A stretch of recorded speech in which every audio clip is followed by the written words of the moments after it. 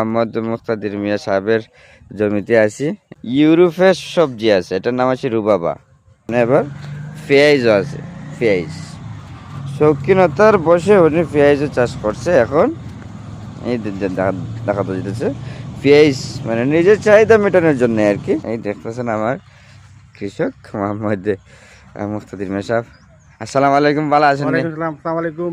হ্যাঁ জি, ওই যে আপনার যে শৌখিনতার বসে যে পেঁয়াজ, যে মিষ্টি কুমড়া, ইউরোপের সবজি, রুবাবা, আরও যে ওই যে কাঠের গাছ লাগাইছেন, এগুলা তো শৌখিনতার বসে। যদি দু একটা কথা আমরা উদ্দেশ্যে কইন। জি জি, এটা আমার শৌখিন লাগানি আর কি, কিংবা কোনো ব্যবসা করার উদ্দেশ্য নাই, বেচার উদ্দেশ্য নাই। সব তো আছে, কাঁচামরিচ, এরপরে আপনার এই টমেটো, বেগুন, এটা জি, মোটামুটি লাল কাঁচামরিচ, শাক, টমেটো, বেগুন, জি, সব লাল তো শাক। আছে। তবে এটা ওই নিজের চাহিদা মিটলো, খাইলাম অতটুকুই। আর বিশেষ করে যে 60,000 আছে মিষ্টি কুমড়া, এগুলা তো আসলে এটা এই 150 মানুষ থাকলেও এত কুমড়া খাওয়া যাইতো না। এই এখন জন্য যাই, আগে হ্যাঁ, পরিচিত জি। থাকারই সেইটা সব ইয়া করবো আর জাগাই লাগে। মূল বিষয় হলো শৌখিনতার বসে আর কি। জি জি জি জি। এখন যাই হোক, আমাদের সাথে থাকবেন।